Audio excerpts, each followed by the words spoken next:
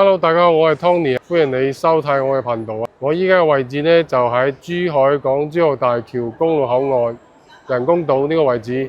咁前邊呢，就可以直接通關坐巴士去香港、澳門啦，都可以嘅，非常之方便噶。咁呢個位置呢，就係口岸新天地啦，佢一共有3層，都係商業嚟嘅。入邊咖啡同埋嗰啲食住全部都係有嘅，都係開咗一大半嘅啦。呢度每日嘅流量都係非常之多嘅，呢啲人都係非常之多嘅。咁我哋入去睇睇佢嘅一個商業入邊嘅一個情況。OK 嗱，呢個就係2、3樓嘅全部美食啦，幾十種港式奶茶、麵包，仲有奶茶，即係各式各樣一個地方嘅美食呢，都喺2、3樓。仲有前邊麥當勞嘅話，即將會開業嘅啦。真係非常之方便啦！依家我哋去睇下未來城嘅一個5棟一個樓王單位，全海景嘅。我哋即刻去睇睇。上到嚟我哋5棟一個樓王呢個位置，3梯3伙嘅。呢個係個電梯，可以直接入到呢個戶型呢度。咁呢度仲有一個裝修嘅電梯啦，仲有嗰邊仲有一個電梯，3梯3伙。咁呢個係168方嘅。3房2廳2個衛生間嘅，呢個入門呢個門都係一個膠標嚟嘅，子母門嚟嘅哦。入到呢中間呢度都可以擺嗰啲風水位，嗰啲畫都可以擺噶。兩邊係私密性係好高嘅，會隔開嘅。咁呢一區域呢就係佢嘅一個客廳同埋餐廳同埋廚房嘅一個位置，開放式嗰個廚房，仲有嗰邊有個小陽台，加一個雜務間啊。餐廳就坐6到10個人嘅話，完全係冇問題㗎啦。咁睇下呢個陽台嘅 view 呢，就真係非常之 OK 嘅，全海景。樓下就係港珠澳大橋公路口岸，即係直接開車就返到香港㗎啦。仲可以望到香港嘅大嶼山就喺前邊。咁呢個陽台都係非常之大嘅，非常之闊落嘅，270度一個海景，非常之靚。呢一邊呢，就係佢嘅一個休息區啦。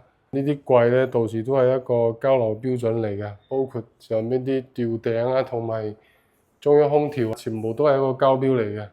呢度係一間房，咁呢度仲有一間房，呢個係一個衛生間，公共衛生間，做到一個乾濕分離嘅。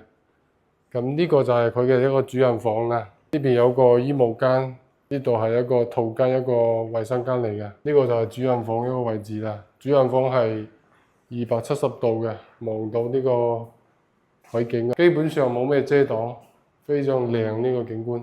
好，呢個係另外一間嘅，呢個係215嘅，呢個係5樓嘅一個景觀咯，都係獨梯入戶嘅，子母門同埋呢個都係一個交標嚟嘅。一入門格局同啱先嗰個168差唔多㗎，左邊就係一個餐客廳一個位置，同埋一個開放式嘅廚房一個位置，小陽台都係有㗎。咁呢個景觀呢就唔同啦，因為佢係5樓，冇咁好嗰個海景。5樓呢個位置呢就會比較舒服啲，可以望到下邊啲公園同埋海景都可以望得到。咁你要高樓層都會有，因為我哋高樓層冇做嗰啲板房。呢個215嘅 view 都係好 OK 嘅，好清爽，就比較近距離睇到港珠澳大橋呢個出入口，同埋大嶼山都睇得好清楚嘅。超大超長一個陽台，215方，都係3房2廳2衛嘅呢個戶型。咁我哋可以睇下佢嘅一個休息區嘅一個地方。休息區就係佢嘅一個右手邊呢度噶啦。咁中間呢度係佢一個走廊一個位置。到時候呢度可以做啲櫃啊、儲物櫃嗰啲。呢啲全部都係一個交標嚟嘅話。呢度係一個工位嚟嘅，做咗乾濕分離嘅。咁呢度呢係一間書房嚟嘅，做咗一個書房嘅位置。呢度呢係一個客房，都係幾大下嘅。咁最後尾呢個呢，就係佢嘅一個主人房嘅一個位置啦，都係做到180度一個採光，5樓嘅位置採光非常之好嘅。呢度都係有個好大衣帽間，主人房非常大嘅衣帽間。呢度係佢嘅一個衛生間，同埋有個獨立嘅一個洗漱台，非常之大。如果感興趣嘅朋友可以私信我，發啲詳細嘅資料俾你。帶你哋現場睇睇樓。今期嘅視頻就喺呢度，我哋下期再見啦，拜拜。